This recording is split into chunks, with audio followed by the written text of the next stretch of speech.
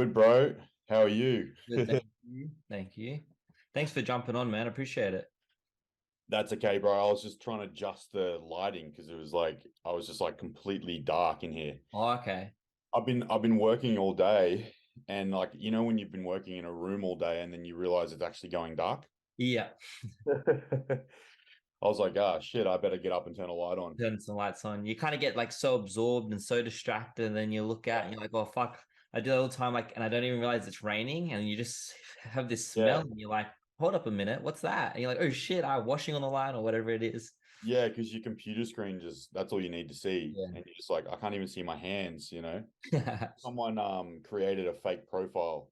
Yeah, dude, it was crazy. It was awesome. It was really cool to see this type of response. I Yeah. got up in the morning, 5 a.m. to get ready for work, checked socials, had a look at everything, then, ate food, went to work. By the time I had my tea break and I pulled out my phone, I had like all these messages of like, oh, hey, we reported this account. So I had no idea. So it must have happened in between, Yep. or people only started noticing it. And all of a sudden I'm like, oh shit, what the fuck? So I went and searched it and it had been deleted. So like I was just like, wow, this is so good. Everyone's Yeah. kind of jumped on it straight away. And I was like, this is really cool to I didn't expect that. So it was just nice to kind of see everybody's response was Yeah, really yeah. quick. Because it's sort of like, I mean, especially with this sort of page, like even for me, it'd be devastating. But the sort of page that you've built is Yeah. really just it's a combination of effort rather than just, I look good and so I'll get followers. It's Yeah. like you've literally put time into growing that, and so I guess everyone knows that. It's rather than it's just you got your tits out. Yeah, exactly. That's true. That's true. Like it's like a genuine effort, and so people recognize genuine, man. It's like Yeah, people know people buy off people. It's a genuine transaction. So definitely. That's a good way to put it. Yeah, I was because I've been working really hard. Like I set a goal, was like, when I started, I'm like, I want to get 1,000 followers by like, 6 yep. months. Cause I'm like, that seems like, it's a good way to start off. And, just hitting 900 yesterday, I was like, fuck, we're getting close. And then, all of a sudden this fake account and then normally get hacked that way and stuff. I was like, oh my God, this would be the Yeah. worst case that could happen. So yeah, it's good that it Make kind of sure played your out the way it did. password's not your birthday. Yeah. Make sure But it's not simple, basic stuff. but it's cool, man, because like I was actually talking to someone the other day about the industry in Australia, how it's like way behind the rest of the world, Yeah.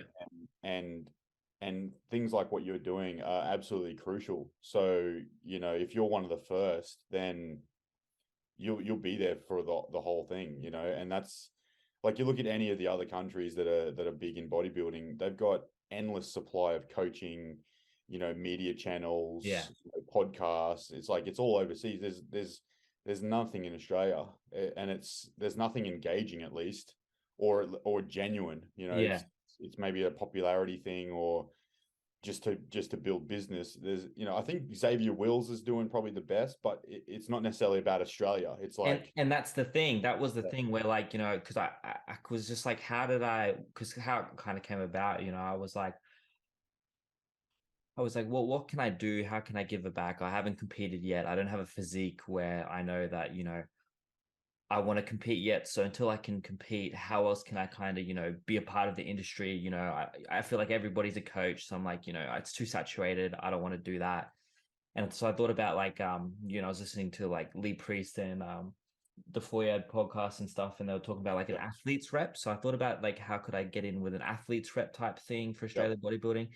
And then I just went, I do enjoy talking to people. I'm a fan first of all of you people. Like I've been, following the sport for years now. So it's just like, maybe I'll do a podcast. And that's when how I, came up with the idea. And it was just that whole thing of I'm creating this so I can help bridge that gap between, us being so far behind the rest of the world. And then when I saw Xavier do it, I'm like, that's really cool, but he's focused on American pros. So I can focus on amateurs, coaches, everything, and Australian pros, and just focus on that Australian community and, grow up from there. And being fortunate enough, I guess I am the first person who kind of started this type of thing. So, yeah, um, it's really interesting because, the rest, like America and UK, they're like heavy on the pros. You know what I yeah, mean? There's a lot going on with the the pro status, like a lot of shows, a lot of different things.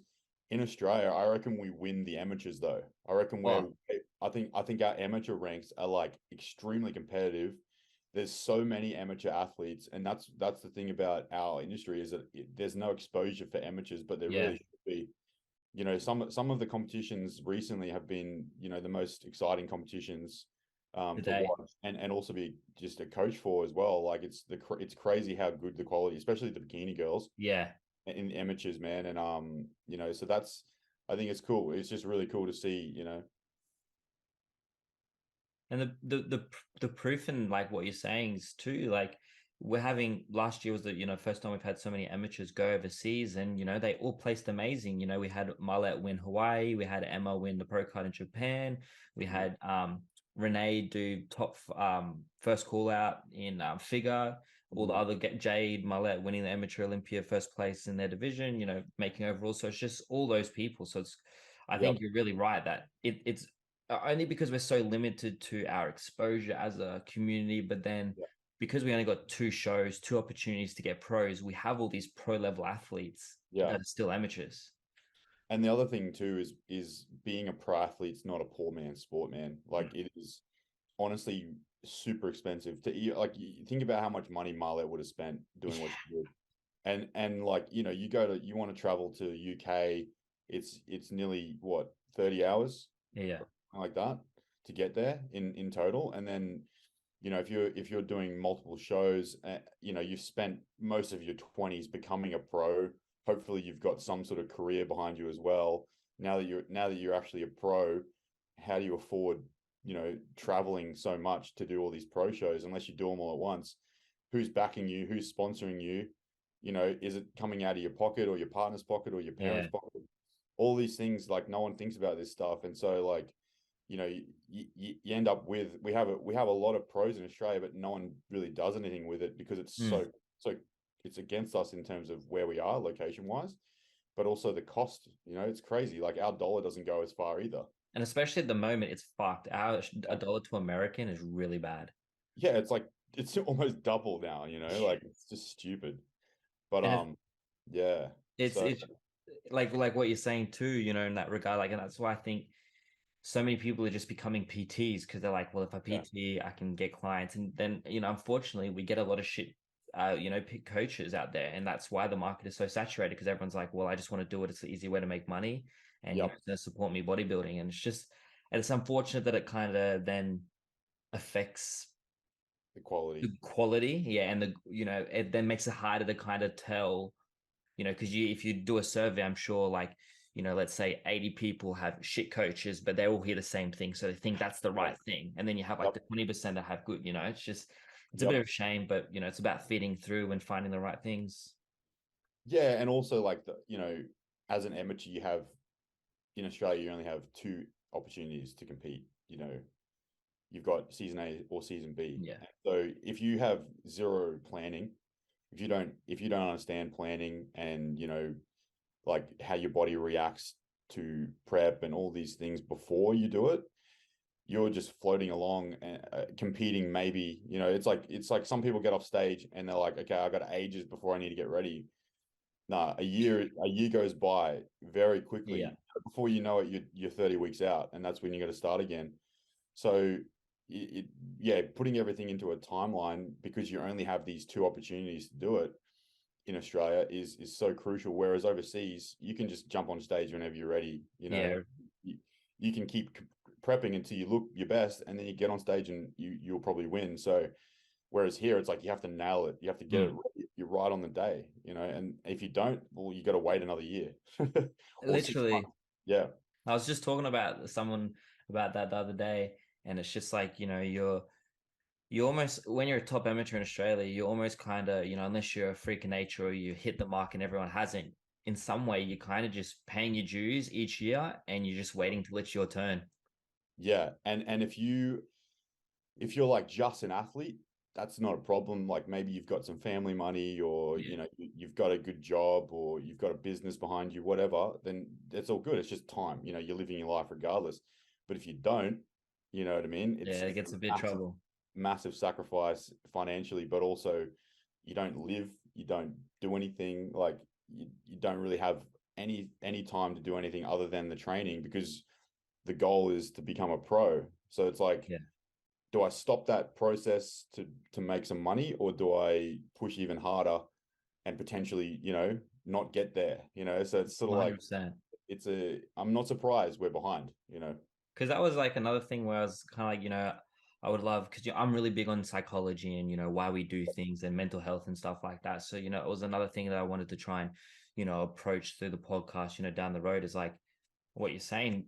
Some people, they don't have a business behind them, they don't have sponsors, they give it everything because this is what they want to do, but because they have nothing outside of it, all of a sudden they go, fuck, I can't really compete anymore, or I've gotten injured, and then they just hit with depression, hit with mental health issues. They don't know what to do with their life, and it's just like there's ways that we can negate that from happening. 100%. Yeah, and that's something that, like, I've really sort of I've stepped away from, like, as a competitor myself, and I feel like I can bring a lot to the table as a coach because I've been through all of that myself. I did 28 shows, and so 28 amateur shows. I'm not a pro yet still. So, I've learned a lot about how to screw up. And I think, like, that's the thing in Australia, is I've realized it's not like the rest of the world. You come off stage, you didn't look your best, you screwed up, you cheated on your diet, whatever, you can try again in 5 weeks because there's another show. Over here, it's like you really have to bear that error, because you have to suffer for the next 6 months, because you can't just jump on stage in 5 weeks. You have to really take that on and go, I really screwed up, I missed my opportunity, time's going by now. And if you don't have a solid plan in place, that's where you just go, I'm going to take a year off, and then before you know, you're 28.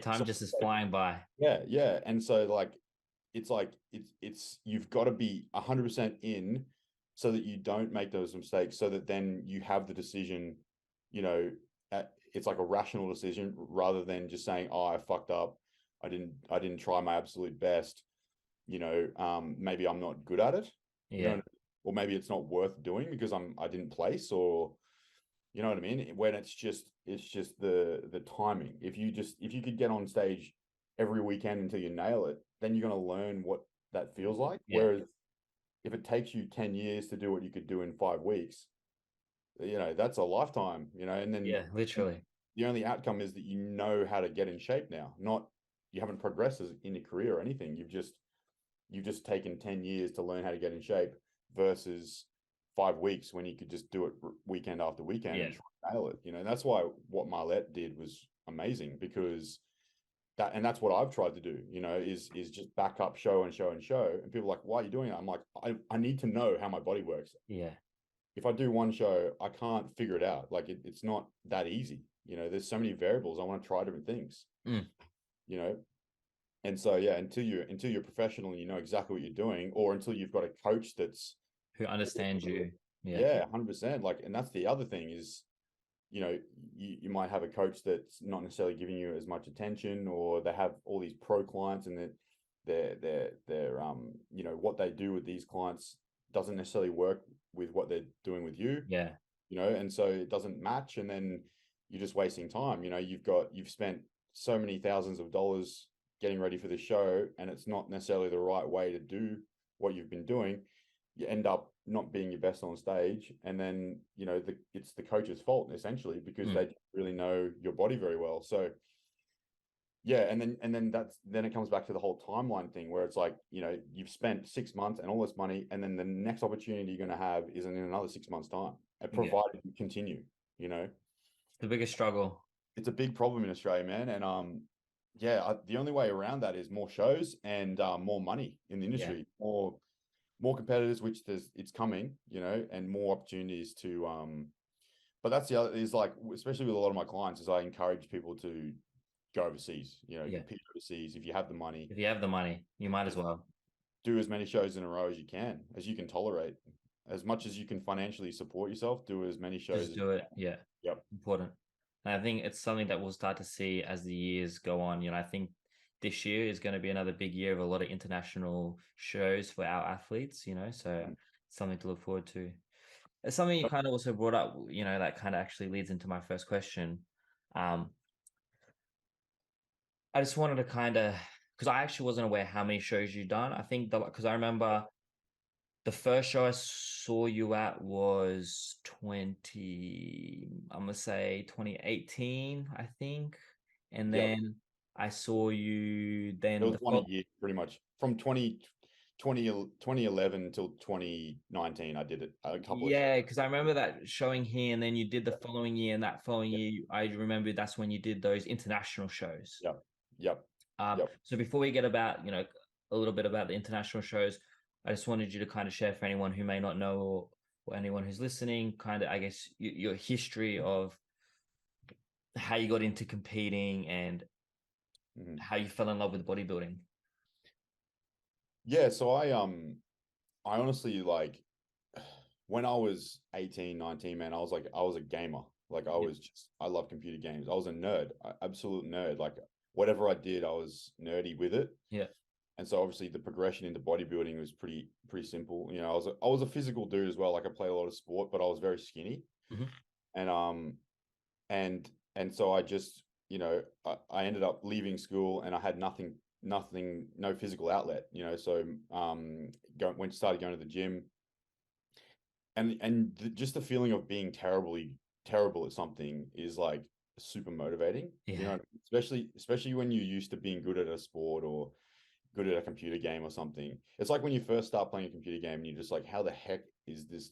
How do I work this? Yeah. How do I get good at this? I'm Yeah, shit. yeah. It's like a real hunt, and Yeah. and then that part, the fact that you're like lifting stuff and you're like, I can't even do this, it's crazy. It's so addicting because you see a direct, it's like a computer game. If you put in the hours, you get better at it. You see a direct result from your work. And so, unlike anything I'd ever done before, it's like with school. If you study, you might not get a good grade still. Who knows? Yeah. Whereas if you put the effort in the gym, you see it. There's no like area. It's black and white. 100%. That's, it's one thing I love about the gym. And, I think a lot of people don't actually really understand that. And, someone kind of said the same thing. Like, their quote was, no matter what you do in life, gym and exercise in that manner is something that, if you put in the effort, that's what you're going to get back. 100%. Nothing else is guaranteed. You can put effort in, but you're not always going to get the results that you may want. But the gym and your dieting and whatever it is, you're always going to get the results. And so, like, as a young guy, for the first time in my 18 years of life, I felt that, like, wow, this is, if I do this, I can get this. It's like straight. There's no question. It's just like, this is going to happen. And so, yeah, I just kept going. And when I was 20, I think I was 20, I did my first show. I just prepped myself. That was back when you were shamed for posting something on Instagram. You know what I mean? So, like, I would never post anything. I think I posted like one shirtless selfie when I did my prep. And just all my mates were just like, ripping on you, like, homo, this, whatever. And then I won my first show, man. I won it. And that was this in the IFBB?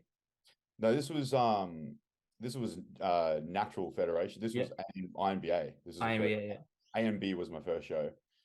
And I just sort of like, I'm always kind of like trying to figure out how stuff works. Like, it's like it's the same. I always relate this back to playing computer games, because it's exactly the same in my eyes. Is you play like, I used to play World of Warcraft. Yeah, I'm a big World of Warcraft fan. Yeah. So yeah.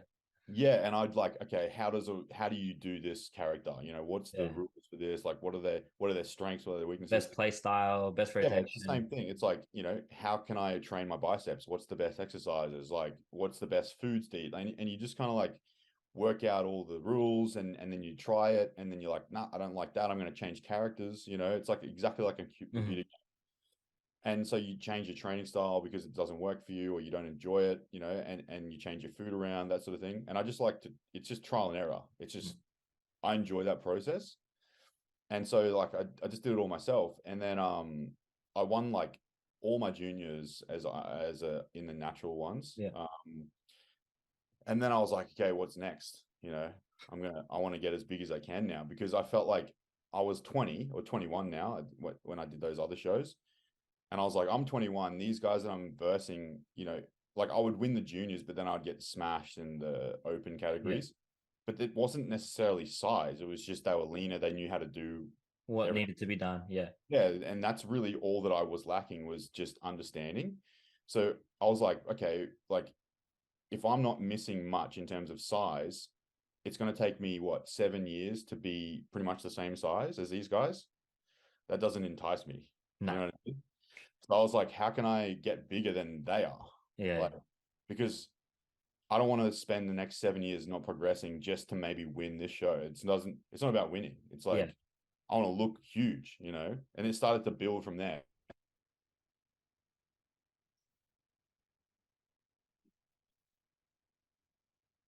Oh, sorry, man. Hold up. It's just the audio is cut. Is it mine? Say something now.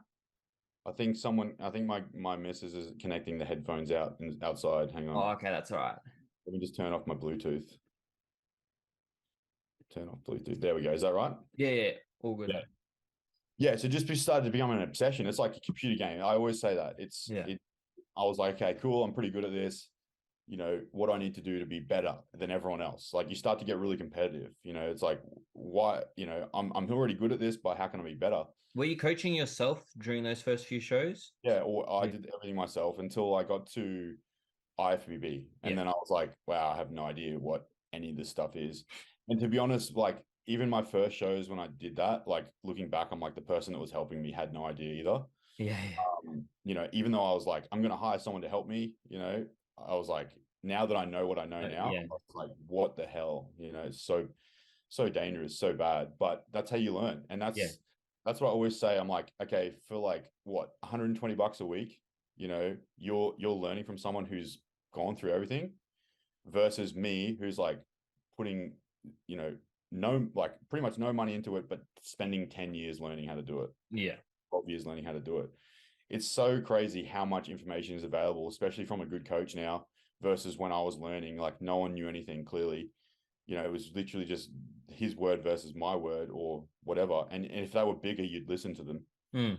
Whereas now it's like everyone has it so easy. You know, it's definitely evolved, the coaching space, and you know the information that is shared between just athletes over social media. You know, I think social media has had a big help in that. And that is definitely, you know, a big thing. You know, a lot of people back then, you kind of just following who's the biggest dude and what they say is what you got to do because they're that big. They know what they're doing. Yeah, and it's so scary, the stuff that I did, you know, like the stuff that I was trying and figuring out, and I just look back and I shake my head, man. It's but that experiences.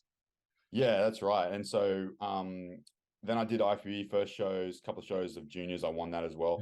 So like up until I was like 26, man, I'd won every show that I'd done. And it was really just when I entered the opens, started, because I took 2 years. I think I took 2 years or maybe just 18 months or something off between juniors and getting back on stage as an open. And I was like, oh, you know, I'm going to win this. And I had like that cocky attitude and I got absolutely smashed. I just got absolutely smashed. I think I did okay at states. Yeah. Then when the Arnold's was happening, I just got absolutely smashed. And that's when it sort of started going, okay, maybe I'm not as good as I thought, you know. And ego check. It was always just the dieting process, and like my body naturally got pretty lean, but I had zero discipline. Yeah. You know, and that's just maturity and I think I think that's something that's hard, that, you know, when you notice your body comes leaner, you feel like you can just be a little bit lenient and then it ends up backfiring. And it's that, building that dedication and discipline. That's right. And that's the thing, is that I had it relatively easy, you know, initially because of like structural things and like, you know, just naturally being competitive and things, and having a sporting background. Like I gained muscle pretty quick, trained pretty hard, you know, even though I had no idea what I was doing, I always trained hard. And then when it came down to like the fine tuning, I was just like clueless, and that's where I got smashed, because that's what bodybuilding is. And then so it was just from that point forward, just trial and error. And then I had a couple of coaches. Since then, man, I've had pretty much every coach you can think of. Like, I've paid for so much information and trying different things, and that's something that I would encourage people not to do, actually. Because all that happens is you end up confirming the same thing. And And as much as it's interesting to learn new ways of doing it, it's like Still the same principle. the new way isn't, you're not looking for new ways, you're looking for your way. And so what you want to do is work with someone that figures out your way rather than learning a new way to do something. It's like you just need to work out the right way for you. You know, and so if someone else has a different method, that's not necessarily going to help you. So that's something I learned, and that's something that was like, man, I can be a pretty good coach out of this, you know. And so that's where I'm at now. Is I've just sort of gone full tilt on the coaching. I still plan to compete again at some point, but I'm just seeing how far I can go with this because, like I was saying, I really want to see more Australians, you know, getting on the bigger stages, and I think that like my experiences as an amateur, you know, I've proved why it's difficult to do. I mean, I was pretty much all or nothing from 20 years old as a bodybuilder, all or nothing as a competitor, and I still didn't get there. So if I'm like that, and most people are not like that, then we got no chance. You know? So why is it that some people get there and other people don't? Well, most of the time it's financial. Most of the time it's having a good coach and a plan and you know, the right strategy. And so that's kind of like my takeaway, and that's why my clients do so well, because you know, I've realized where you go wrong as an amateur and the things to avoid. And it's not really like a dietary or a training thing. It's just the structure, the planning, and the overall psychology of it. So there's quite a few things I want to break down. I do want to talk a lot about the coaching and the transition from, you know, how, you know, being in the trenches to 1%ers and how you formulated all that. But before we get back just on you know, being a competitor and that. So on that last show, so like you said, you know, you gave it your all, 28 shows. In my opinion, a lot of the other people's opinions were, you know, you were considered, you know, a top amateur. You know, you were considered. We were just waiting. It was like, is he turning pro this year? No. Okay, is he turning pro this year? You know, you're up there with people like Mike. You know, with Louis, all the top. Was it something that came about and you went, okay, this is the year I'm going to do state show, nationals. I'm going to go do a whole bunch of amateurs overseas. We'll see what happens. If I don't win the card, I'm stepping away? Or is it more, how did that kind of approach come about? And so this is, so like, this is the biggest thing with me is like, I've always had a plan in a long-term sense. But my ability to be present and have a plan in a short-term sense is pretty shit. And that it's not that way anymore because I've worked a lot. Like literally the last 2 years, I've worked so much on my own mindset and like the psychology that I have. And so I feel like I'm a completely different person. So if I was to compete again, I know that it's going to be my best. And I'm saying that I will compete again. So like, that's just a matter of time. But so my plan, like there's no simple answer for that. It's like, the best way to explain it is when I finished my last show before the 2019 shows, I was like, I'm done. Like I didn't win. You know, I can't win. Because the placing, in my opinion, wasn't fair. You know, or at least it was fair, but for the reasons that it was fair, I was not willing to just like, okay, I need to look like that. Or I mean, like in my eyes, it wasn't what it should be. And so I was like very sort of negative in my mind about the process that's required to win. And I was like, well, that I'm not willing to do that to win. You know what I mean? And so I was just like, well, if that's what's required to be a pro, I'm happier not being a pro. You know, I want to look this way, you know, and I think bodybuilding should be this, you know, blah, blah. It's just very sort of, I guess, egotistical, you know, it's just, you're a young guy. It's like, you're very much in your own head. And especially as an athlete, all you care about is yourself, you know? And so I was like pretty much done, you know, in my mind, I was training still. Like I didn't sort of like quit anything. And that's been sort of the thing the whole way along is I've never quit training. I've just in my mind mentally quit bodybuilding competitions many times, like multiple times I did that. And so the reason why I did the 2019 shows was because I started to wake up to the fact that my issue was not getting multiple chances to show my physique. Like I'd do a state show, I'd win it easily because there was no one else on stage. Yeah. And I'd do a national show and I'd get beaten by someone because it was a completely different physique or they were shorter. Thing. You know, there was never any good comparisons. It was like, you just need to be this or you just need to be that. And it was never like close or, you know, it was just like, it was like, you're either not short and round or you're just not big enough or, you know, it was never just like a good competition. Yeah. And so I was like, I want to get on stage with people that look like me so I can see what I need to do better, you know, because I was like, getting bigger isn't working, you know, what's, you know, getting bigger and leaner, it's just not, I don't win, you know, it's nothing's happening. So I was like, I want to get on stage in front of other judges, do a multiple different shows and just see what the outcome is. And I came second twice in a pro card situation in those 5 shows. So yeah, it was the same thing. I was like, but the thing that I was so happy about, I was in like a euphoric state that whole prep because I knew that I had multiple chances to prove it. And I in the back of my mind, I was like, if anything else comes out of this, if nothing else comes out of this, I'm going to at least know exactly how my body works. Yeah. You know? And that's what I was really excited about. And everyone would like say, oh, you know, how's your prep going? And they'd be so sort of like weirded out by how positive and how much energy I had that whole prep, you know, because it was just a mindset change. And that was something that like, I was so happy about, even though I didn't get the pro card, I was like, okay, next time I come back, it's like, it's got to be this mindset. It's got to be this, you know, like routine. It's got to be this level of health. It's got to be this. And I'd finally worked out the formula, you know, I was like, this is how I've got to feel. This is how I've got to feel in a prep. This is the way it's got to be. If it's not this, there's no point, you know?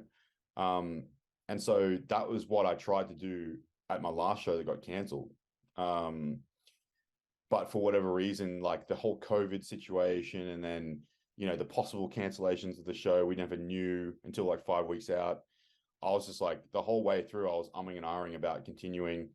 And I was actually my biggest and leanest at 5 weeks out. Yeah, I was just when you said that, I started remembering you posting stuff, and I was getting excited about that, and because you were looking the biggest and also the leanest at that size, so it was really, and that's interesting to hear what you're saying, where you were just in that perfect mindset, and you were no longer kind of being egotistical. You kind of stepped back and gone, you know what, I know what needs to be met. I can see. I've traveled overseas. I know how my body stacks up now. It's just unfortunately the luck of the draw being in Australia.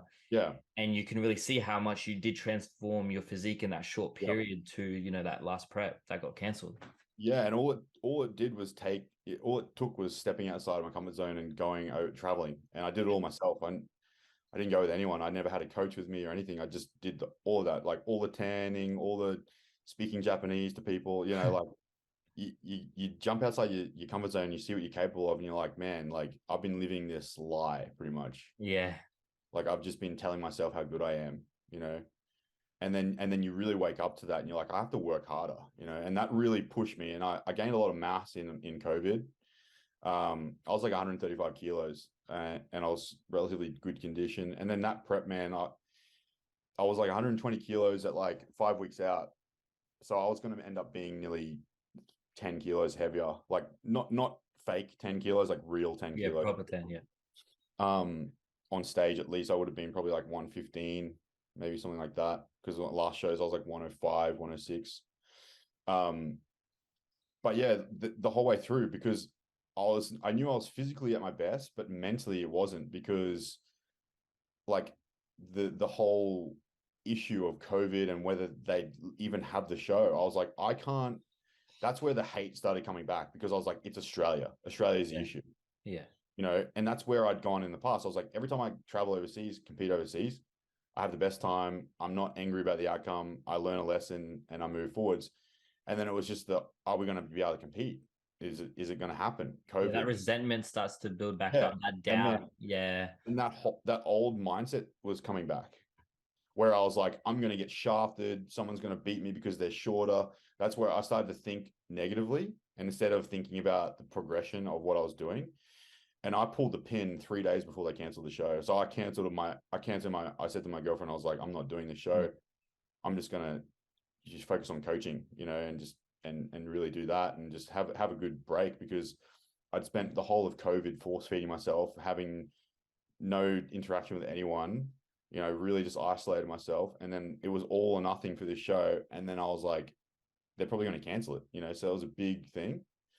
So I was like, I'm going to have some control over the situation and just cancel it myself. Yeah, and that would have probably been the best thing, because you know, if you get stuck in that spiral and they didn't cancel it and you stuck through, you would have shit the bed anyway, because you would have been so, you know, not stable in your thoughts and your mindset. So you can't have that happening with a bodybuilding show. That's so unfair, man, you know? And I know a lot of people, it's just a process. I'm like, man, when you're starving at 3 a.m. and you don't want to go and eat something in the fridge and you think to yourself, maybe the show's not going to happen. That's like one of the hardest things to like just go back to sleep. You know what I mean? When you know the show's happening for sure, no chance I'm going to cheat. But like when you're not sure, you just want to go and nibble on something. Yeah. All that doubt. It's so impossible. But and then so all the other thoughts. So I was like, oh, I'm going to take control of the situation. I'm going to pull the pin. And then 3 days later, they canceled it anyway. And that was the best feeling, because I was like, I'm doing this for me, you know. And then I was just like, you know what, I'm just going to take as long as I need until I'm fresh again. And it's really just now that I feel mentally good. But yeah, my business has like quadrupled since then. So I mean, it's all good, man. Like I'm so happy with this. You're happy and content. Yeah, I'm really happy with like the experience I've had. Like if it wasn't for all of that stuff, I wouldn't be as good of a coach as I am. Yeah. And I wouldn't know, like, I'm in a position where I know exactly what I want to do for the next 10 years. It's all written down month to month, day to day. It's like in an Excel spreadsheet. What am I doing today? Awesome. It's literally like, if I do that, that's what I'm going to be at 40. You know what I mean? That's awesome. So yeah, and I've never had that before, because I was like, that's a mistake I made in my 20s. I never had a day-to-day plan. Yeah. Had a long-term plan of becoming pro, but now I know if I do this every day, it's going to happen. So yeah. And I think that's really, you know, that's something that I'm learning to do now myself, is, you know, like you're saying, I'm really good at setting long-term goals, but I'm terrible at setting those, you know, small goals. Yep. And it's really important to understand that those small goals build up to that long term. When you just focus on the long term, you feel so lost. Yeah. You and just honestly, it sounds so easy and straightforward, but it's one of the most difficult things, and everyone screws it up. Yeah. Like everyone says that, you know, even people post all over Instagram, you got to set goals and New Year this, whatever. No one's doing that. 1% of people do that. 1%. Yeah. I guarantee you. Like even out of my clients, I call my clients the 1%ers. Like 1% of my clients do this. You know what I mean? Even when I tell them every single week, even when I, you know, tell them the expectations and everything that we need to do, 1% of people do exactly what they should do. Yeah. It's that low, you know, and I know that because like how many people really achieve their absolute best or achieve anything that they want to do? Like, you know, everyone wants to dream, but no one really wants to like saying do that 1%. And that's the thing, man. Is like, I'm not going to go another 10 years of not being my absolute best. And like, because I've done 10 years of that already. And I'm like, there's no way I'm going to be 40 years old and be just like, oh, almost did it. Yeah. And still, you know, stuck in the same place that you were 20 years ago. So it's just a constant battle. Like and that's the thing, is like every single day, if you're not battling in your own mind, you're not pushing yourself. You're not, and it doesn't have to be a comp rep. It could be relationships. It could be, you know, business, whatever. If you're not battling with yourself, you're not pushing, you know, you're just comfortable. It's easy. It's that saying of like personal growth, you know, and really your internal growth affects like your external. So, you know, if you're constantly growing in the inside, getting those little 1%ers and doing, you know, changing your mindset, you know, then you're going to notice all the things that you want to have in your outside world, you know, it will occur. And that's the thing with my, you know, the clients that I have that do the best are the people that approach their goals like that. They are focused inwards. They don't miss even if they haven't done anything that week, they don't miss a check-in. They don't forget to upload stuff. They don't forget to communicate with me. Even when it's like the worst, like, you know, someone died in their family, they still do these little things because as much as those things make you want to just crawl into bed and not do anything, they realize how important it is to just stay up to date with those that things. consistency, Yeah. keeping that routine. Because, it sounds a bit morbid, or some people think it's a bit, you're a bit self-absorbed, or how they want to label it. But life's full of up and downs, and unfortunately, yes, we can get sucked into the vacuum of the downs, and we forget that the world's not going to stop. Time's going to keep going. We're still going to have to go to work. We're still going to have to, our goals are not going to stop. If, we want to eat this meal, we got to eat this meal, so it's like, but sometimes we get lost, and some people go, oh, well, I want to play the victim card. Yes, you can, accept what's going on, mourn, whatever it may be, but you got to keep pushing forward no matter what, because world's going to keep spinning. That's the biggest lesson I learned from those 28 shows is if you blame everyone else but yourself, then you're just going to fail, man. You're just going to be that guy that almost got there. No one remembers, or all your best mates still remember, and they say, oh yeah, you were good, whatever, but you're not really going to inspire anyone or be of any importance to anyone because you just almost got there. What I mean? You're almost good enough. And it's like at the end of the day, everybody remembers first place. Not you may remember second place for a couple of years, but if you're first, 20 years from now, no one gives a fuck who was second. Yeah, exactly right, man. And like that, it doesn't even have to be in competitions. Like it's just anything. It's the same thing with with relationships. Like you might have this partner that's amazing, and you guys almost got married or something. Almost. You just didn't quite put it all together. No, And the only person you have to blame is yourself. That's right. Yeah, it's not their fault. Yeah. So, yeah, man, it's pretty big lessons, but yeah, I'm excited for the next part. Yeah, it's definitely. I even just talking to you, and like I said, I've been following you for quite some time. So having this conversation now, like I can just see even the things that you've been posting lately. Changing to 1%ers from in the trenches, and that you can just see the personal growth, let alone you just come across your energy, you're a lot more happier, you're a lot more content, and you can just tell, and it's awesome to see. I think when anybody is able to reach that next level, I know for myself, I'm happy for them. So it's awesome to see that you're on that right path. No, that means a lot, man. I appreciate it. It's good to hear that it's like noticeable, because I've really been putting in the effort. You know what I mean? Like it's almost it's very emotional to think about the effort I put into being better, because I was so unhappy with where I was at, and just like there were so many things to be happy about that I had, like so many things. I had my health, I had a family that cared about me, I had a partner, all these things, a decent income, whatever, but I was so unhappy. And a lot of people just forget about that, and us ourselves, we forget about that. It's just like sometimes the most wealthiest people are the most unhappiest. They may have everything, but they don't have that internal happiness. And that's it, is like it's not a monetary thing, it's not a materialistic thing, it's not I'm better than you, like I win, whatever. It's literally just going to sleep at night knowing I did my absolute best. That's it. And it might be you mowed the lawn really good. That might be the extent of it. That's fine. It doesn't have to be, a $1 million business or whatever. It can just be anything. Like if you give your absolute 100% to that thing, it'll be awesome, and you'll be positive and happy that you did it. It's like I was around my parents' place recently, and my dad's on holidays, and he's worked pretty much his whole life. As long as I've known he's worked.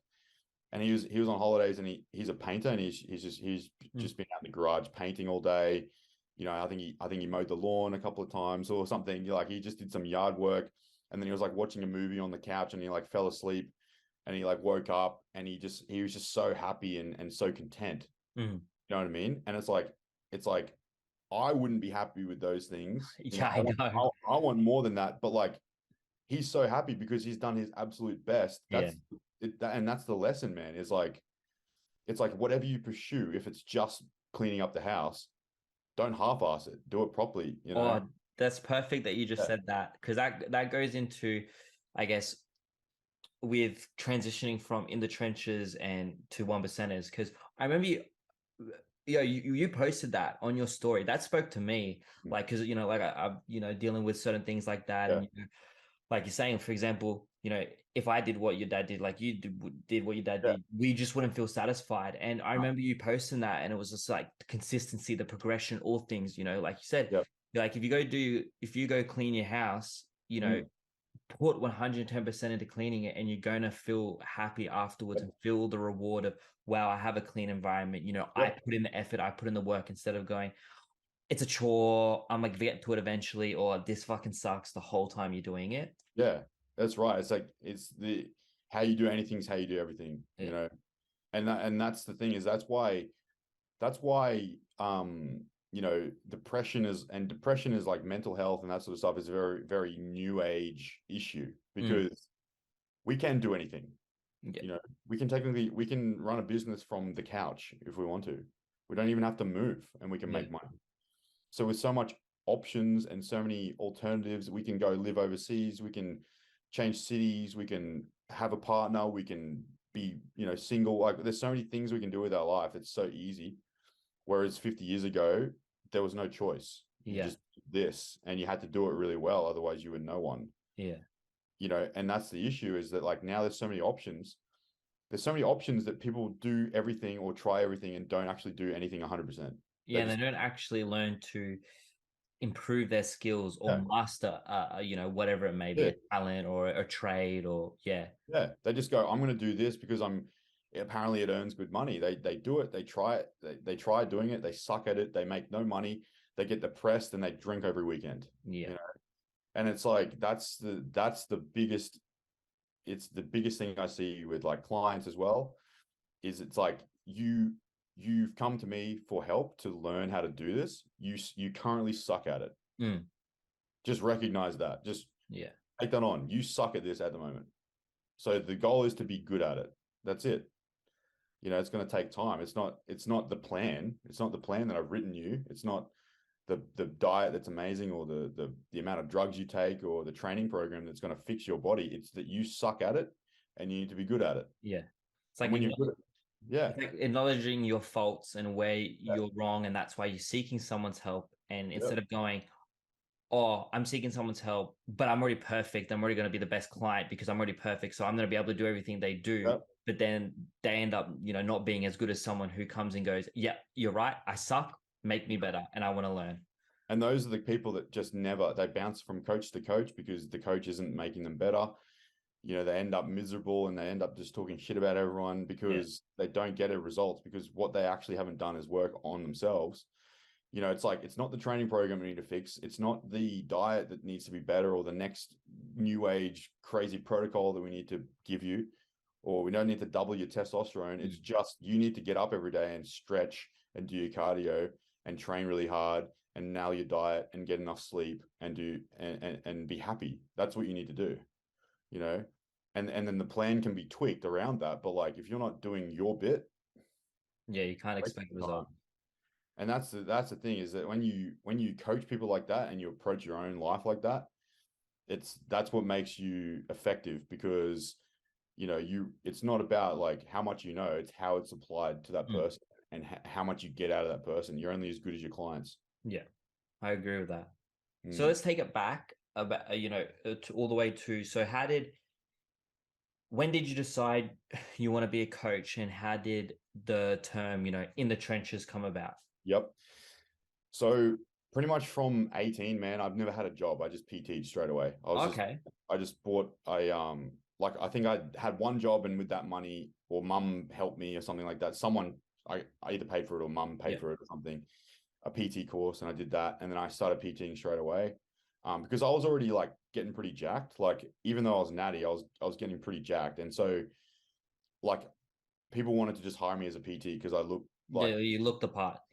Even though I had no idea what I was doing, pretty much, I still looked good. And then I got a job really easy. Like, the first interview I had, I became a PT at Good Life, and that was my first real job. And then I sucked at that. So shit, I was so bad, man. I had no idea how to talk to people. I knew how to grow muscle, but I didn't know anything else. And so again, it's like sucking at something. I'm like, wow, I suck at this. I want to be good at it, you know? And so that is separate. The business side has always been separate to bodybuilding. It's always been something that I like doing. I love helping people. I love, you know, it's difficult at times to separate the two things, but that's why, you know, I've always kind of been pretty successful as a PT or as a coach, because I just really love it. I enjoy it so much. Like even before I became a PT, I'd help my mates, you know, like I had some like mates that were overweight, and I'd be like, you got to do this and that. And when they see results and they feel good, it's so satisfying. And I think that's important, that you can definitely tell when someone likes it, but is definitely there more for the money, where someone, you know, makes the money, but they actually have the passion. You know, that's why people like you, people like Dean, even, you know, not a lot of people may like the way he approaches things, but people like, you know, Adam, and, you know, it's evident that they're passionate. They've got the passion there, and in return, they're getting a lot of money. But people would be like, oh yeah, well, I like PTing and I see all that money, let me do that. But it doesn't translate. Yeah, man. I honestly only did it because I was like, well, what else am I going to do? You know, like I don't want to go to work and then get changed and go to gym. Yeah. Like I want to be at the gym so I can train at the gym. I don't want to have to like take a suit and then wear a suit that I don't fit in anyway. Yeah. And then have a shower like all the other knobs. Yeah, at the gym. Yeah. You know what I mean? Like you see those guys and I'm just like, I feel sorry for you, bro. You have to bring like 3 pairs of shoes around everywhere. Yeah. But yeah, so like it just made sense. And I was like, I'm going to do that. I actually was at uni as well. So I was like doing PT. I was you know, doing my own training, and I was at uni. And then I graduated uni. And then once I graduated uni, I was just like working more, and I had more time to like learn as well. You know, I went and worked for Biologic Labs, you know, those guys. Mm-hmm. Yeah. Learned how to actually coach. That was really like, that's what really set me up, because it gave me like a system. It's like, okay, this is a system of onboarding someone, learning what they need, and then designing something around that, rather than just, you know, Copy paste. Yeah. And so that really set me up. And then I went back to Good Life. And I did really well after that. I did really well. I started making like good money. But again, it was just all about like, you know, I was never really good at the business side. I was just really good at getting results. Like I was over passionate. Like I'd sign someone up and I'd just expect the world. I'd want them to just be Yeah. And half the time they just never, you know, you just never get there with these people. They just it's the same thing. They're just paying for a Band-Aid, you know? Yeah. And so doing that for like 4 years, I was doing my own shows, and I was getting closer and closer to my goal as a, you know, personal side. And I was like, man, I can't continue to PT at this level and be a pro bodybuilder. It's not going to work. So there was a problem there. I was like, I'm not feeling fulfilled, because half these people like I'm PTing don't actually do what I want them to do. And then I'm so excelling on this side where it's so extreme, and like there's just this massive gap between who I'm around and where I am. And that kind of pulls you back. Like there's no one around you that's inspiring you. Yeah. You know? And I was like, that's a massive problem. Like if I'm the one pulling everyone forwards, I have nothing left for myself. And it's hard. We as individuals fall into that trap all the time. We get so comfortable with the normal of our day to day that we forget, oh shit, we're hanging around people that aren't, you know, we end up being maybe the top end of the progression. So everyone around us, even though we're comfortable and we like them, they're using us to build them. And then we're like, fuck, we're not actually using anyone to build us. So it's like, oh shit, we need to then change the environment. Yeah. And that's why I was like, okay, so best way to do that is to just not be around these people that are dragging me down. And I started cutting people like left, right, and center. I ended up having like no business. Like literally I just like thirded my business because I was just so miserable with all the people.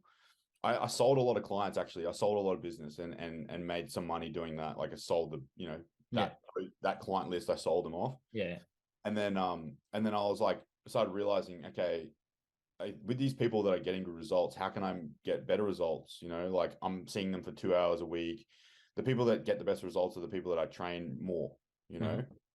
So if I can somehow fill in the gaps, you know, make sure that they're doing this at home, make sure their diet's good, and I can bring all this together, I'm going to have this like crazy service that's like suddenly now just unstoppable in terms of like everyone's just going to want this. Yeah. Because no one did that. No one did that. No PTs did nutrition ever. No. Back then. And so I went and studied ISSN, the course, and I just read a lot about nutrition, obviously, and then I got certified, and then got the insurance and everything, and I was able to do that with my clients at the gym, and the results were nuts, man. I was just like, this is the key, there's something to this. You're leveling up around the people around you. Yeah. And I was like, okay. And then the next step after that was like, I need more time so I need to not be at the gym all day, because if I'm at the gym all day, I'm just tired. I can't train, I don't want to train myself. So I was like, I need to be at home. I need to work from home somehow, or run a business from home, so I can just be a bodybuilder. Because I'd look at all these Jay Cutlers and like Phil Heaths and stuff. They don't work. They just train, sleep, eat. And I was lifestyle. I was like, that's what I'm missing. That's the thing. That's why I'm not winning, is like, I can't just do bodybuilding. Like every show I did up until that point, 60-hour weeks of PT, and you're trying to get in absolute mint condition, and you're doing 60 PT. And there's definitely a huge difference. I think, I even noticed, when I first started going to the gym and, looking at PTs, and because back then, online coaching wasn't that big yet. So, and then watching some of these coaches then transition to online coaching and seeing them less in the gym, but then watching all of a sudden, their physiques change or their goals change, because like you're saying, you're getting more time. It takes a lot. You don't think it does, but it does take a lot out of you. 60, 40, 50 100%. Hours in a gym, back to back with heaps of clients. It's a lot of work. Yeah. And that's the thing, like, because I actually did marketing at business, marketing, bachelor of business marketing at uni. So I graduated with that. And so like what I learned with that is that if you want to grow a business, you've got to show what your service can do. If you're not marketing that, like if you have no results, then how can you, like you don't even have a finished product to show. And so my business is only as good as the results I'm getting. I might think I'm an amazing coach. Everyone of my clients might think I'm good, but the rest of the world has no idea, because I have nothing to show. There's no way of packaging anything. It doesn't actually, there's no product to be like, this is how good it is. And so that's where I was like, these are all issues with my business. How can I change that into something that's like marketable? Like, how can I make this desirable for other people? And it's all about the results. And so because I was so results focused instead of money, instead of like dollar sign focused, I started to move away from PT and think, okay, I need to be able to coach, but not be in the gym, because my time's more effective that way. And then I'm working with people who are more serious, and it just slowly started to move in that direction. I remember I used to charge $10 a week for coaching. That's wild. Yeah. So I was like, I had like 30 clients at $10 a week. If someone told you right now in this year, even last year, and someone was like, yo, I can coach you for $10, you would think you were getting absolutely, it was a joke. It's a scam. You're getting nothing. And the way I did it was, I was like, okay, I'm going to have to go all or nothing here. I can't be a PT and an online coach, because guess what? These people are going to want a PT with me. Then I'm not going to end up leaving the gym, because every online coach client I get, they're going to want to see me in the gym. So I was like, I'm going to have to quit PT and just try and make it work. And so I did, man. I moved home.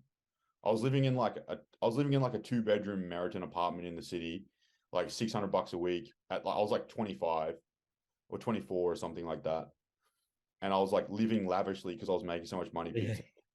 Moved home to start an online business, and I had no car or anything like that at that point, But I actually ended up buying a car as well. That first year I did that coaching, I bought a car because I did so well. I never thought I'd do so well, but yeah. So what I ended up doing is just taking my PT clients, and I just said, I think I had like nearly 80 or 90, and I was like, if I just charge them $10 a week, that's $900 a week. Exactly. So I was like, do it. And then I think I kept like 60 of them, and then just because I was doing this thing that no one was doing, like I started posting all over. Like I was still posting on Instagram heaps. And then I just started getting more clients, and I started increasing the price. I'm like, how much money can I get away with? Like, how much can I, what are people willing to pay? And quickly it turned into something that was actually profitable. And and then because I was making more money, I could like learn more and just sort of took off from there. And then yeah, like 6 years later, bro. It's good. Like it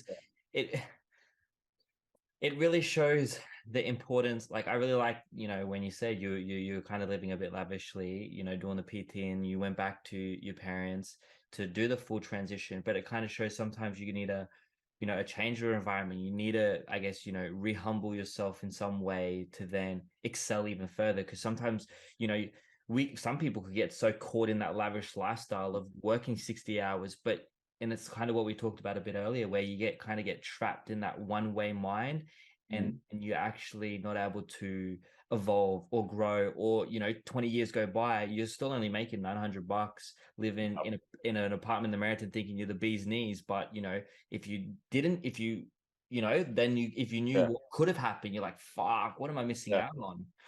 So it's really cool to kind of see that. Yeah, and so I think I always just thought in my mind, I was like, if this doesn't work, I can always just PT again. Yeah. So I kind of like, I still had like a safety net. Yeah, sort of. Yeah, like I had to like leave the job and cancel my whatever, the PT rent and everything. Yeah, that was a long process, but it happened, and then it just sort of moved from there. Like social media started to become sort of really popular. Instagram started growing. Yeah. That was when Instagram, was just photos. There was no such thing as like videos or anything, and then it's sort of like, you try and start an Instagram page now, there's like no chance of growing. It's pretty, like, as it's really hard. Yeah. Back then there was like all these different ways of growing your account. I remember I had this thing that would like and comment on people's photos automatically. That's sick. Yeah, it was like this bot thing, man. Yeah. And I ran it through. I had 2 Instagram accounts, and I would just type in a hashtag, and it would just like everyone's photos. That's on that cool. hashtag.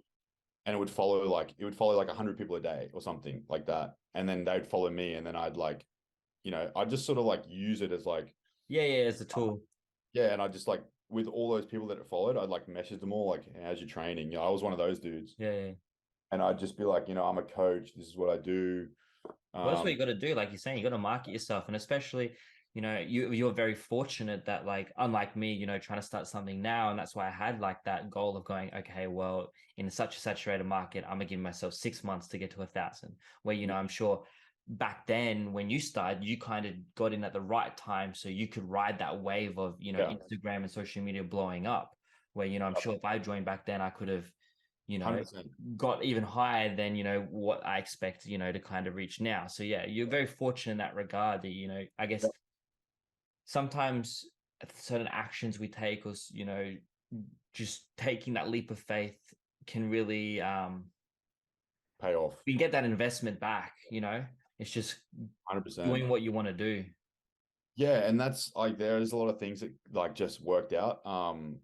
I think, I always like literally, there are times where I'm like really frustrated, maybe like certain people, like people that I coach or whatever, not all the time. Like I'm pretty generally stoked with everyone that I'm working with, but there are times where I'm like, this is really irritating. Like this situation is like, why are they questioning me, and then I just think to myself, like, I do this for a job. Like, it's pretty crazy.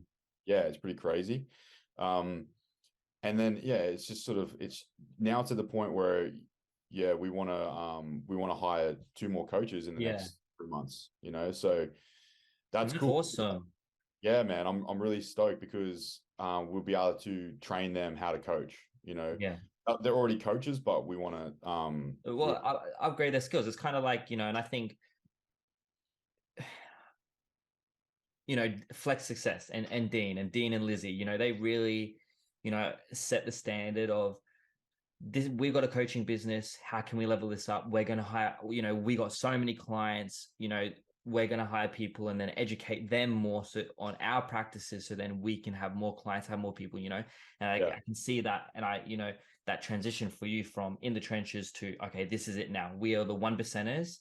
And now I'm going to educate coaches and bring more people in underneath like that. And I think that's really cool that you can tell, like, you've always made that progression and taken those steps to level up your business. And, like you're saying, it's been a biggest blessing, stepping away when you did to focus on your business. And this is going to help you more when you're ready to step back on stage.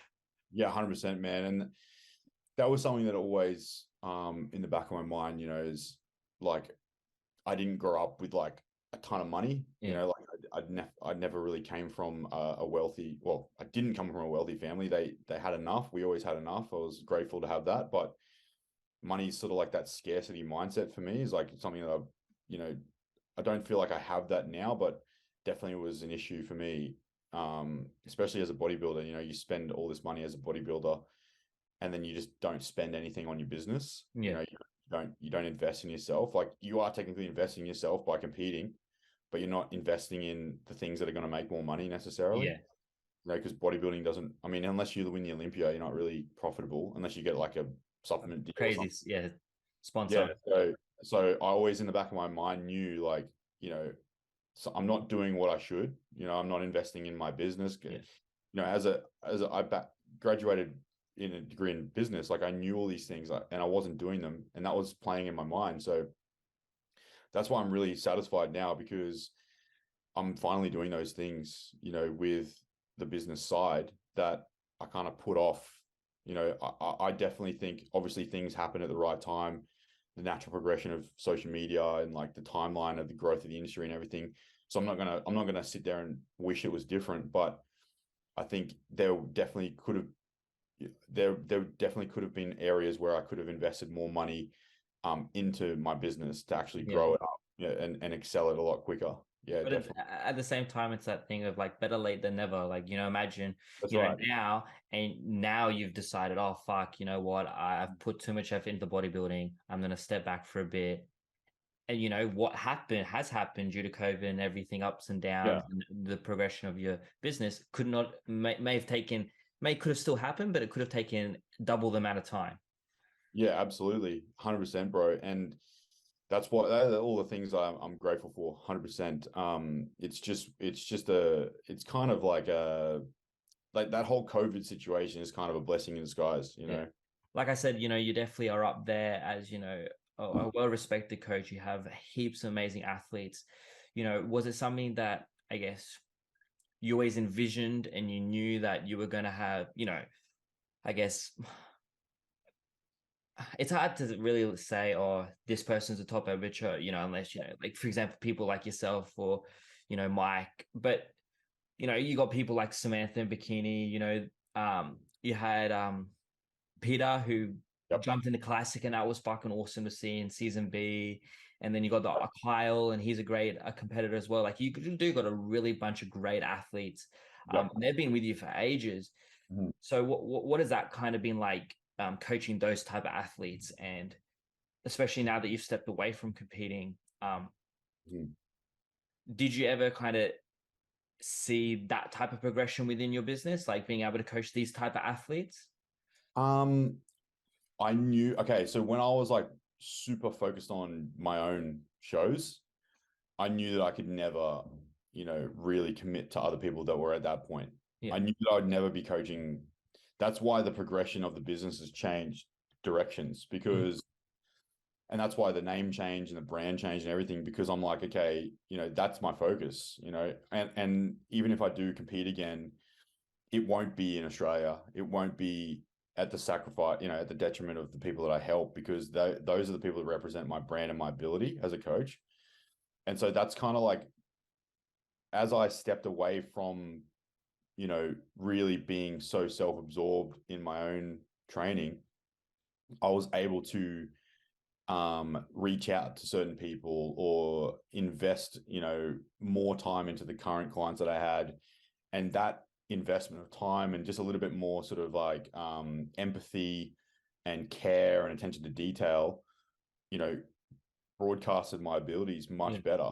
And so that it wasn't that I didn't have the ability. It was that I never gave the time or put the time in to show what I could do as a coach, or that I even wanted to. Like, I never really felt like anyone was worth helping that time. Like, you're still so focused on yourself. Yeah. And so part of that is, I think this is really important for like coaching or any of those sort of services like that. If you don't feel like your time is valued, either through the effort that the person's putting in, or the monetary reward that you get from them. Like if those two things don't match your skill and your attention to detail, so if it's not like an equal transaction in your opinion, you're not going to give 100%. Yeah. And so part of my drive with coaching is making sure that when I do take on a client, they are going to give 100%, so that I am able to broadcast my abilities. If I just take on anyone, like I could literally have 3 times the amount of clients that I currently do if I took everyone on. But the extra money and the extra time that I would be spending on those people that may or may not give 100%. Yeah, it's not worth it.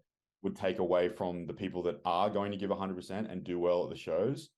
And they're the people that are going to show what I actually can do as a coach. And so just putting all that together and going, this is what I'm doing as a coach and as a brand and as a business, it just attracts the same people. And that's what I was going to say. And I think that's the most important thing, let's say having 30 people, cutting out, 25 of them, having those 5 people like Sam, like Peter, like Kyle, and going, okay, well, these people are going to represent, and I know they're going to represent that 1%ers. They're going to go on stage. They're going to kill it. They're going to get the placing. That's going to attract more people like them, which is, like you're saying, going to further improve your brand. And, then you're working with more like-minded people. Yeah. And like I know a lot of coaches, I won't name names, but a lot of coaches in the industry will sponsor pros, like they won't charge them so that they can monetize. Yeah, I know what you're talking about. Yeah. You know what I mean? And so like that is an option. Like that's always been in the back of my mind. I'm like, maybe I should do that. But then that's the same argument as what I was saying, is that you're not getting it's not an equal transaction. Yeah. So how can you go to bed at night knowing that you gave 100%? If you don't feel like, if you don't get 50 people sign up because you're helping them for free, how are you going to give them 100% of your attention? Yeah. And like, I 100% agree with that. And that's, much to, like other people's discretion. Like I do, I don't think he goes about the way he approaches certain things sometimes the best, but, that's something that I've always liked about Adam. And he's always preached, especially about people that coach pros, pro coaches, and that, that there are some out there that have a genetic freak. So, they're using that as an example so they can do all this bullshit, or, not even put 110% effort and go, well, look at the results I get. But it's because you have a genetic freak. So then everyone else thinks that they can do that. And it just becomes this, money wheel. Yeah. And that also, this is the thing, is that this is what people need to be careful if they are a coach in that position. What does that do to your own psychology? Yeah. Like if you're not achieving these results through your own ability, and deep down that it's just because they are such a freak, what is that doing to your confidence as a coach? What is that then doing over a 10-year period or a 5-year period for your ability in your business? Like, deep down that you're not the one doing it and you're not getting the results. So how can you back yourself? How can you confidently make decisions? How can you stand behind your own beliefs? How can you be any of that if you are just riding the coattails of someone who's genetically gifted? It might pay off. You might make millions of dollars. You might, you might be famous in the industry or whatever. There's that guy or that girl or whatever, but are you going to be fulfilled? Yeah. And I think at the same time, you're not, like you said, like you were saying at the beginning, when we first started talking, it's like people recognize being genuine, know, and I think, eventually there's going to get a point where, like someone like you are going to outshine someone who has a genetic freak, or, sponsors a pro for free and gets clients that ways, because, there comes a line where things get a bit blurred, where, when we look at you, when we look at Dean, we can see that genuine love and passion, and that you, like you're saying, you care about your pride as a coach and what that means and what you stand for. And it's like also too, like if you take someone who is no one, like this is the ultimate thing as a coach. Like you take someone who's like literally no one, you turn them into a pro, you take them to the Olympia, bro. Yeah, that's the dream of a coach. You'll never, ever need to market yourself ever again. That is like, that person will tell everyone. That person's people will tell everyone. Like the people that I help that like go from nothing to like winning a show, man, like they will be a client forever. They will, they will do exactly what I say. They trust me 100%. And that relationship as a coach, a client coach relationship is like so strong and so fulfilling. It's like, man, if I have a team full of those, I'm going to get out of bed every day. I'm going to just be, so stoked and happy and inspired in my own training, rather than I'm just sort of like lucky to be in this position because, this person's genetically gifted and I just happen to be their coach, so it's all reflection, and then it helps you as well. And it's like that's how I feed off my clients, man. It's like, they're pushing themselves harder than I am sometimes. And I'm like, shit, I need to train hard. Step it up. Yeah. No, because a perfect example of that is like, Samantha, you really 100%. Just that progress she's made from her first show to her second show, crazy. Just what you've done with her, that's a perfect example of what you're trying to achieve. And, I think she has a lot of potential, and you really help cultivating her talent and skills. And because she can give you everything, because she can see how genuine you are. Yeah. It's so good, man. Honestly, like she is one of the most hard, like she is such a badass, man. Like her mindset is so strong and so like, I don't even have the words. Like she is just a freak. She's an absolute freak. She's so hardworking and so humble and so genuine with everything she does. I'm just so like, I'm so happy that she is getting the results, like, even though I always knew that she could, it's like to see that happen over multiple years. It's been nearly 4 years now, I think. Yeah. But like she continues to work, and it's like that's showing, because it's not like I might be able to get someone in 5 weeks and change their physique and market that and be like, yep, cool, make money off that. But like showing progression over 4 years, especially in a bikini class where it's like minimal gain, risk reward type thing. It's like to show what's actually doable if you are consistent and you have that attitude. It's like, this is so fulfilling for me, rather than taking someone who's already a pro and then maybe just improving their training a little bit. And then, you know what I mean? Like that's enjoyable too, but this is the prize. Yeah.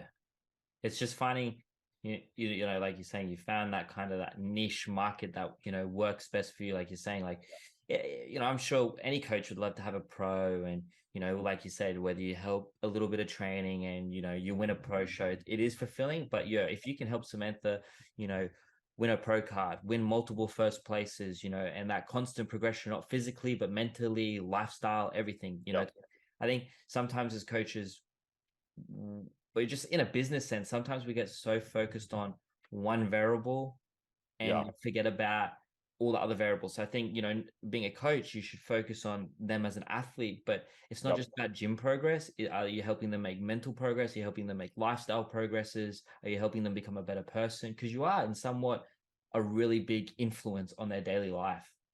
Yeah. And also slowing down, like, I don't want to just coach for the next 2 years. I want to still enjoy coaching when I don't need to coach. Yeah. You know what I mean? So like, I'll be like a gray old man in the back of the Olympia with like 10 competitors on stage, like Chris Aceto spec. Yeah. Because I did the work in the process, like up to that. I didn't get there. I didn't just sponsor someone for the Olympia. Like they're 10 of my athletes from the very beginning, That's a cool feeling. Like that's a purpose, and definitely.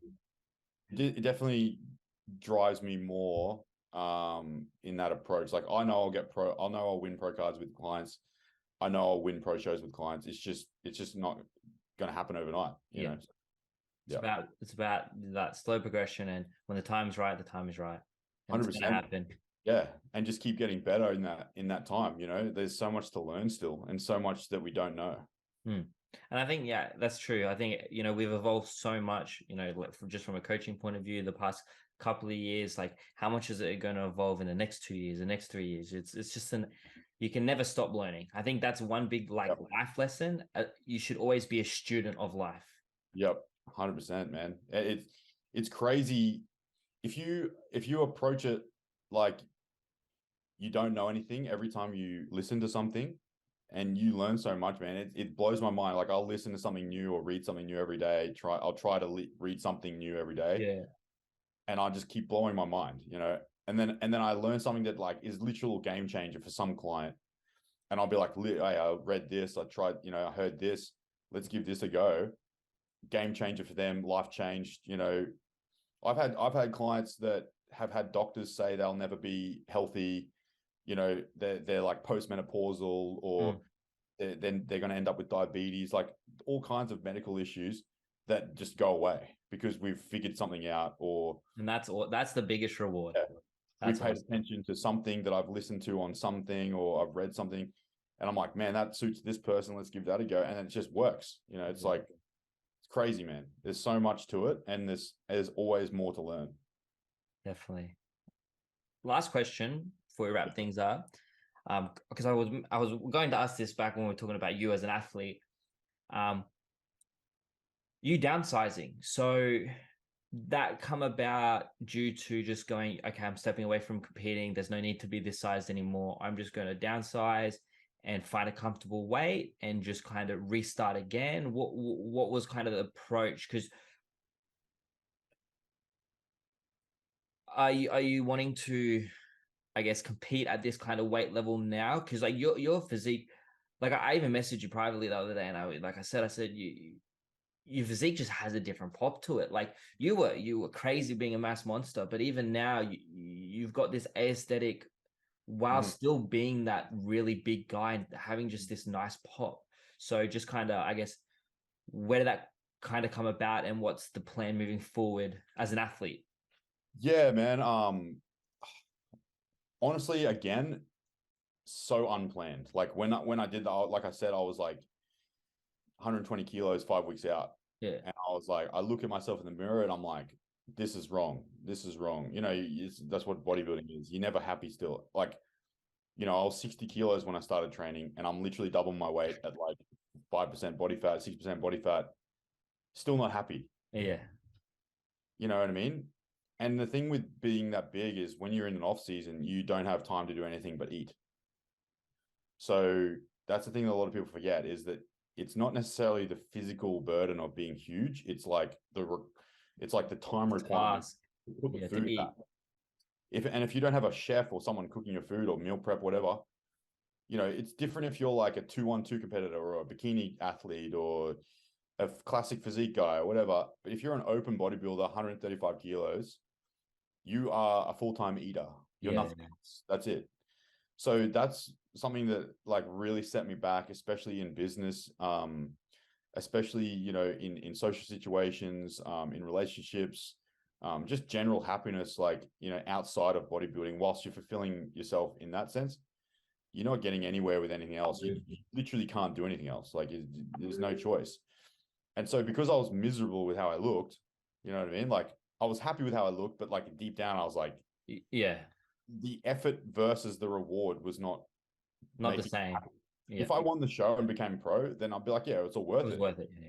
But I pulled the pin already. So I was like, okay, I'm 120 kilos, probably like 122 at that point after some food. And I was like, okay, I'm not really enjoying this. So I'm just going to like peel back everything, take everything out of my supplements. I'm just going to eat when I feel hungry. I'm not going to train if I don't feel like it. And I literally just did that for 18 months. I just did a TRT, and I've just eaten when I feel hungry, and I eat low inflammatory diet. Like I don't really have a structure to it. I eat a certain amount of calories because that's pretty much how much I eat. Like I'm hungry that much. Like it's between 3,000 and 4,000. I walk every day.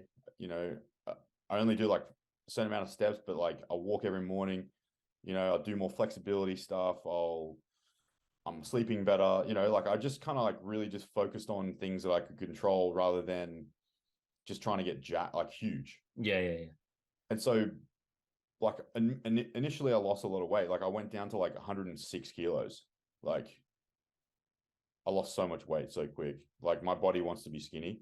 So I went from like 122 lean, 120 lean to like 106 kind of like fluffy. But that's the thing, like you're saying, to do with your body naturally wants to be smaller. So when you're that size, like 120, 130, and that's the thing, like you're saying with eating, if you don't eat that much and you don't force the food, you're just going to lose weight. Yeah, it came off so quick, man. I lost like 15 kilos pretty much in like I don't know. I think it was like 8 weeks. It was like really fast. Wow. Yeah, my issue is always putting the mass on and holding the mass. And that was the thing, is that it'd taken me so long to like get that roundness and fullness and stuff when I was lean. Mm. Kind of depressing. It was like really depressing actually. But I think because I had a good relationship and like I was doing well with business and things, it kind of took my mind off it, and it was just nice to not think about it for a while. And Yeah. I guess then once I started sort of like training a bit harder and just being a little bit more structured with things, I realized how much I actually still was retaining, which kind of like made me feel really good about myself, because I was like, okay, I actually trained this on. Yeah. Like this isn't going anywhere. And there was a period where I was actually deliberately trying to lose something. I was like, how much can I lose if I actually try? And it just got to a point where it just wouldn't come off anymore. Like nothing was, even if I didn't eat all day, nothing would happen. Yeah. So I was like, obviously my body found like with the minimal training I was doing, I was still training like 4 days a week. And there were points where I tried to like cut that even more. I had like a couple of weeks off in a row. I'd like get the flu or something, and I'd just be like, I'm gonna try and see if I can get any skinnier. You know what I mean? And it just wouldn't come off. So I knew, okay, like from this point, and I was like posting photos and stuff, like even when I was like that, I just wasn't getting any flatter. You know what I mean? Like obviously you eat enough to feel not starving, and that amount of food is like enough to fill your muscles out a little bit. And that's all I really lost, was just like that extra fullness, not really muscle, wasn't losing any muscle. And so I knew like, I could probably jump in, because my weight cap for my height would be 98 kilos in the amateurs. And I think it's like 104 in the pros, or 106 or something like that. I think it's like 6 kilos heavier, maybe 104. Which I've competed on stage at before. But yeah, like it's been weird kind of like being this weight and not really getting any smaller, because in the past I've always been afraid to lose, and so like I'm living in like constant fear of getting small, whereas now I'm like, I know I can't get any smaller than I am. Like even if I didn't train for like 6 months, like yeah, I'd probably end up losing muscle, but it wouldn't be as quick as I thought it would be. Yeah. I feel from like this, from this point anyway.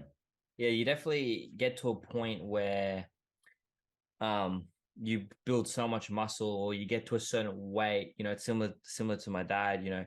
He's got to a weight where he can't, dropping any lower, like it's impossible. Like he can't sit at like 70, 80 like he did when he was younger. Like he has to sit at around like 90. It's just, I think when you really start to push that upper end of the 100, 110, 150, 120, even when you come down, like you're saying, you just build on so much mass, and your body's just used to that type of size where that is that lower normal, compared to someone who's 80, 90, who could probably drop down to like high 50s, low 60s. Yeah, the only way it would happen is if you were literally on like a deserted island, or if you got really sick or something, and then there was like a medical issue or something like that. But if you're living a day-to-day life and training a little bit and eating when you're hungry, you're just going to maintain, it's just not going to go anywhere. So the biggest thing for me now is like, I'm at this point, and that's what I'm going to do at the end of January. We're actually going to move to Dubai. And awesome. and do 12 months there. And so I'll just travel back here for April and October. And I'll be in person for every one of my clients' comps. That's something I promised myself as well. If I'm going to coach, doesn't matter where the shows are, I'll pay the money to travel there. And so like I've got some clients that are actually overseas now as well. So they'll be doing shows overseas this year. So I'll be going from Dubai rather than from Australia. It'll be a little bit easier to kind of access those international shows. Yeah. So like there's a girl doing some shows in the Philippines, and then there'll be people doing the Amateur Olympia again. And then there'll be like some other shows in Europe. But mainly like come back to Australia for April and October. Yeah, and start. I'm gonna like a part of my plan this year is to, start tracking, like track my training, Yeah. start eating scheduled meals, and like, just really focus on my training with the time I've allowed. With whatever I do in my own sense, I'm going to maximize it. So like, I'm Yeah. not just going to train for fun anymore. It's like I've got a goal and I go, Trying to progress. yeah, I'm going to progress and just see what I can do with this year. And if I end up in a position where I'm like, my best relatively easily, and I'm like within striking distance, I'll do a show, overseas, either at the end of this year or early next year. That's the plan. Do you think that, like, is the goal to try and push back up that high, or you want to kind of sit at this low in between, 95 to 110? I think I'm just gonna listen to my body. Yeah. I'm just gonna. I would like to be a classic. I would like to compete in classic. Yeah. I think though, if my training just doesn't, like, I want to train and have fun and push myself. If I just gain all that mass back instantly, you know what I mean? Yeah. Then it is what it is. Because But I don't think because I've sat at, I'm basically 110 all the time now, regardless. Pretty good in condition. So I don't think that I'm going to need as much food to be that same weight that I was. yeah, Like, my body's slowed down, and I think that I won't need as much food to be as, I could push past old highs if I really push my body. I think, from this, my body's a lot healthier, I'm much more relaxed. Like, I think that the requirement for me to get as big as I've ever been would be a lot easier than what it was. yeah, it kind of falls into, I think, without knowing, you kind of somewhat maybe burnt yourself out, or really did push your body just a tad bit too far. 100%. Having this 2-year break, focusing on the business, Yeah. another blessing in disguise, for your physique and your athlete career, because it's allowed yourself to go, oh well, I'm 110 now, I'm eating less, and I could probably get back to 120 without even eating, force feeding all the food that I was to get there. Yeah. And then, that whole thing of bodybuilding, you get back to a certain weight a second time, and it's a lot more comfortable that time around. 100%. So yeah. Yeah. And so I'm just gonna start off. I'm not even like gonna push my calories or anything. I'm just gonna start off with like just basic mesocycles with training, and just focus on the training performance progression. I'll eat enough to make sure I train harder. Yeah. So if I only need an extra 50 calories, I'll eat an extra 50 calories. But I won't just slam 6,000 for the sake of it. Like, so I'll probably stay, well, I will, not probably, I definitely will stay a lot leaner when I grow than I usually would. Like, past off seasons, I've just pushed as much food as I can the whole time. Whereas this will be a much more structured, exactly how I'm just going to do it myself, and so I'm going to do it for a client. Yeah, exactly what I would do for a client. I'm just going to coach myself in that same structure and just see what I can do, because the same thing is, it's not like you need to put on mass. That's the thing. You really optimized your body because you've really got to the point and go, okay, well, I've got rid of the fluff. This is what I've got with, and I'm already at that size where, it's just minor details and certain things. So being lighter could be a whole, more to your advantage when it comes show, whatever that is. Yeah, because your waist gets smaller. That's the other thing that I've noticed is, like, I'm significantly smaller. Like, muscles are significantly less round, but I don't look smaller because my waist is so much smaller than it was. Like, it's like I almost had that illusion. Yeah, it's so weird. And that's why everyone's like, oh, you still look huge. And I'm like, I'm 15 kilos lighter, man. You know what I mean? And I'm in worse condition than what I was at my heaviest. So when I stopped, I was in better condition than I am now, and I'm 15 kilos lighter. So like, there's a lot of muscle there, or fullness, or whatever you want to call it. So I'm just honestly going to coach myself as if I'm a client. I'm gonna adhere to the same structures. I'm going to check in weekly with myself. I'm going to see whether what I've done has worked, and the same attention to detail, I'm going to do it with myself, and just almost as like a content creation type thing. It's not about comp prep. It's just advertising my abilities again in that, and just see where it goes, and no pressure. If I end up looking my best, to be honest, man, I will look my best. Like, I know I will, because it's you know, because I've never done that before. So I You're gonna know, learn new things that you can then yeah, apply to your, your existing clients. So it's going to be overall, like, it really yeah, does sound like 2023, could possibly, I don't like saying it, it sounds so yeah, stupid and cheesy, but it could be your year in regards to, everything that you yeah. want to achieve. It's going to be really a lot of leveling up. So it's I really think so. exciting to see. I honestly believe, I believe that, like, yeah, I believe that 100%. And just like being in that environment, you know, like the gyms in Dubai, you know, that environment, man, everyone's there creating content, everyone's there training hard, everyone's competing. Just being around those sort of people is going to push me even harder. And yeah, I'm just pumped. I'm just so pumped, 100%. It's so just pumped. it's another thing, like you're saying that with the gyms and that. It's just unfortunate. There's so many, I think, Australian athletes and the bodybuilding community in Australia, I think we rival, and we could even be somewhat Yeah, better than, US and Europe, but all areas like gyms, the yeah, commercial gyms, shows, everything, we're still just so far behind. So it's great yeah, to be able to put yourself in that type of environment where you can flourish. yeah, yeah, and just really, you know, do all those things that I wanted to move overseas. Like I was planning to move overseas after I did those shows, the 2019 shows. I was planning to move over to Vegas, Hmm.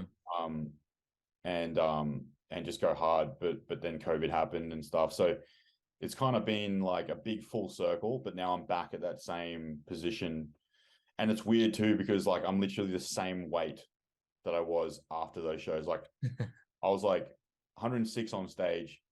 And when I decided to move overseas, I was 110 kilos entering an off season when Yeah. COVID hit. So I'm the same weight, same body weight. It's That just it's just 3 years later. that literally shows you're in the right place at the right time and you're doing the right thing. It's that Yeah, circle yeah, of life, like you said, full circle. Everything's checked, all criteria. yep, You can relate it to Maslow's hierarchy of needs. You've checked yep. all levels, and now you're really ready to enter that new chapter. Yeah, it's like the universe was like, you've got to do all this shit before we can move overseas, bro. Yeah, yeah, You know, it knew it like something new, and like I'm not gonna say I caused COVID, but like maybe that's the thing. Maybe that's what happened. Like, you know, Maybe maybe I'm responsible the for ripple effect. the world shutting down. Who knows? No, that's awesome. I'm really, really excited. It's been a pleasure talking to you, and I'm really excited to what 2023 is going to bring and what you're going to bring to it for your athletes, for the Australian bodybuilder community.